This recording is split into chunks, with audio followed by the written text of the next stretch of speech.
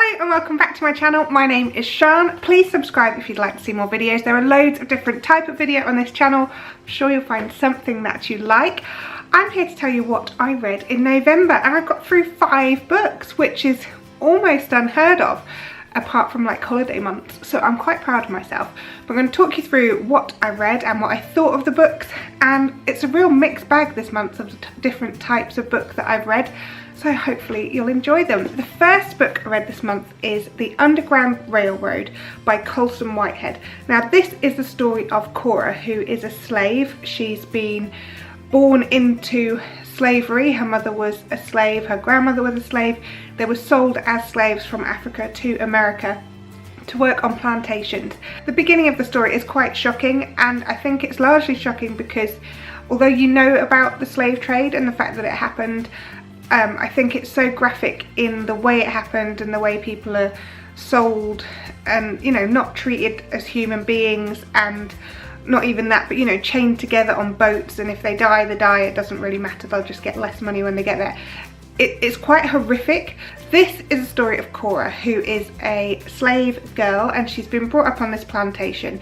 It kind of documents her life on the plantation, the kind of things she does, things that are expected of her, the things she's certainly not allowed to do, and the kind of people she's around. And this new guy called Caesar comes to the plantation that she's working at, and he's new from Virginia, and he tells her about the Underground Railroad, which is a literal railroad under the ground which traffics slaves to hopefully take them to a place where they can escape the racism, where they can escape the slavery, where they can have a real life is the hope. And whether or not they can do that. So the story tells the tale of Cora and her journey on the Underground Railroad, whether she makes it to the Underground Railroad, what happens when she finds it, if she then manages to get anywhere, if she ever is truly free.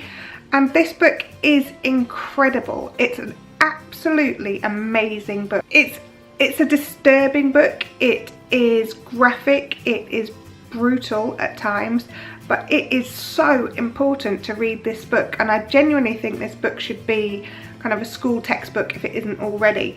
It really pushes the boundaries of fiction, and I think that's really important with a book like this, because you realise that actually stuff like this did happen, and it wasn't even that long ago. And I think even for someone of my generation to kind of get my head around the idea that this didn't happen long ago, you end up really rooting for Cora. You just want her to be free. You want her to experience freedom, something that we all take totally for granted. And her journey is not an easy one. It is a brilliant book. There are some incredible twists and turns. It's not necessarily easy to read all the time, but you want to keep reading. And once I finished, I just wanted to know more, and I was really devastated that I'd finished the book. This one, you have to read it. Go out and buy it. If you want my copy, let me know and I'll post it to you, but you should read this book. The second book I read this month is called Letters to the Lost, and this is by Bridget Kemmerer, and this is a fantastic book. It's really emotional. It follows the story of a girl called Juliet, whose mother has died. Her mother was an internationally renowned photographer and travelled the world in kind of war zones, all kinds of dangerous places, taking really kind of edgy photography. The start of the book sees Juliet writing letters to her mum on the gravestone, and it just so happens that there is a guy who is working in the cemetery, the graveyard, doing community service, and he sees the note and he replies to it. And when Juliet finds the letter, she feels really kind of angry, I guess, because, you know, this was her thing that she was writing to her mother, and someone else has defaced it really by kind of responding to the letter.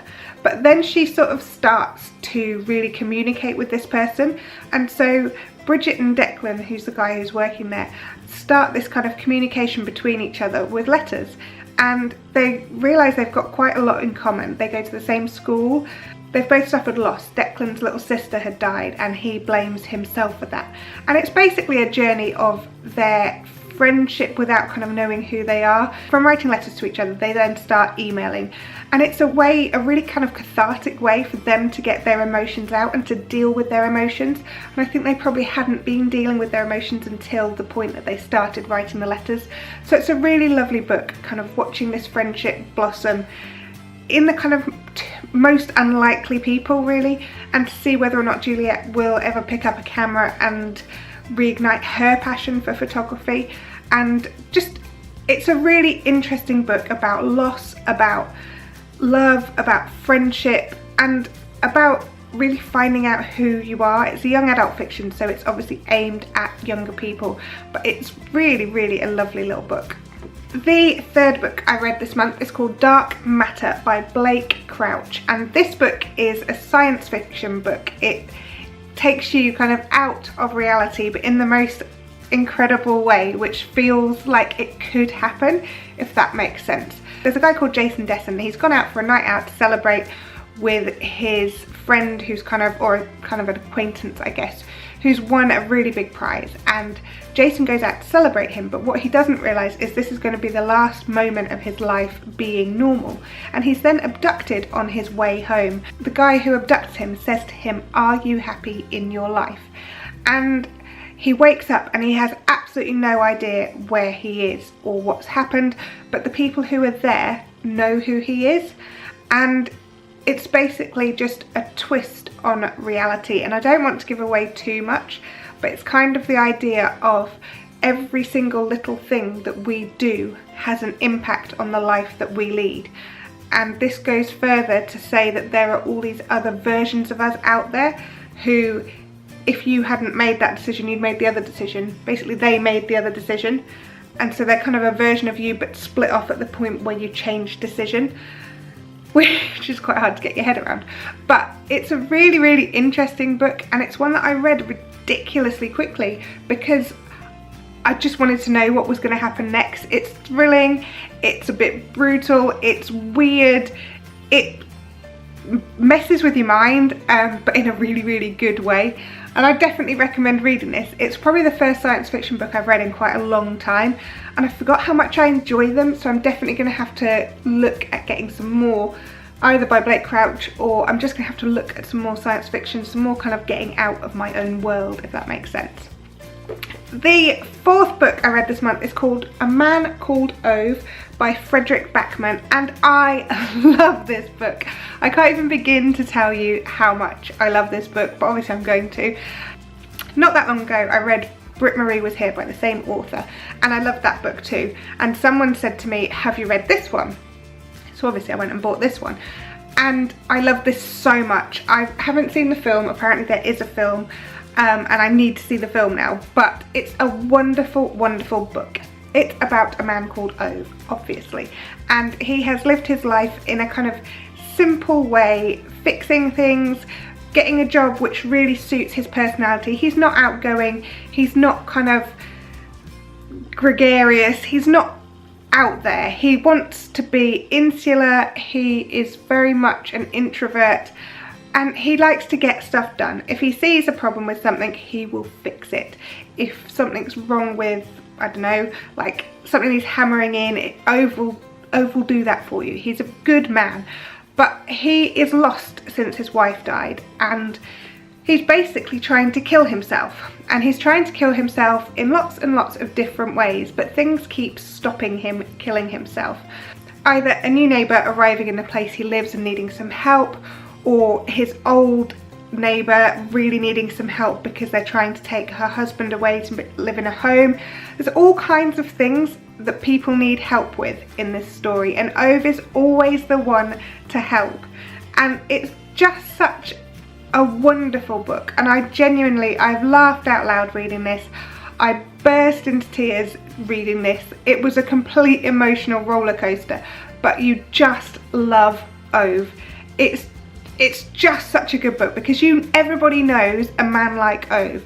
Quiet guy, introverted, just likes to keep himself to himself, get on with his own jobs. Because you all know someone like Ove, it's so relatable and it's so enjoyable, and you're obviously willing him not to be able to kill himself every single time he attempts it.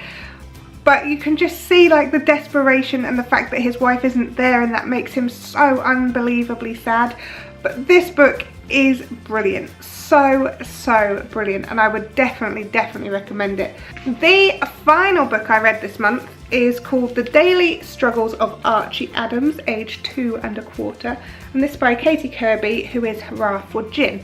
And I read her first book, Hurrah for Gin, and absolutely loved it. It had me howling with laughter, and I really enjoyed it. This book didn't give me quite the same amount of laughter, and that's not to say it's not a good book. It's a really good book. As a parent, you can all relate with the child who will only eat off a blue plate for 3 weeks solid, and then the next week throw the blue plate at you for daring to give them the blue plate, because obviously that was so last week and now it's the green plate that they want. There's a lot of relatable stuff in here. In fact, I threw the blue plates away in my house because my children fought over them so much that I genuinely couldn't deal with it. So I can totally relate to a lot of this. I think I hadn't realised that it was written from the perspective of the child, which I'm not entirely sure I enjoyed. But I did enjoy the book as a whole. I read it really nice and quickly. I laughed out loud in quite a lot of it. I love Katie's drawings, and it was quite nice to see it from the point of view of a slightly sweary child. But for me, it didn't quite work, but I did really enjoy reading it, but just not as much as her first book. So I'm hoping if there's another book, it's going to be a bit more in the style of the first book. That's my own hope.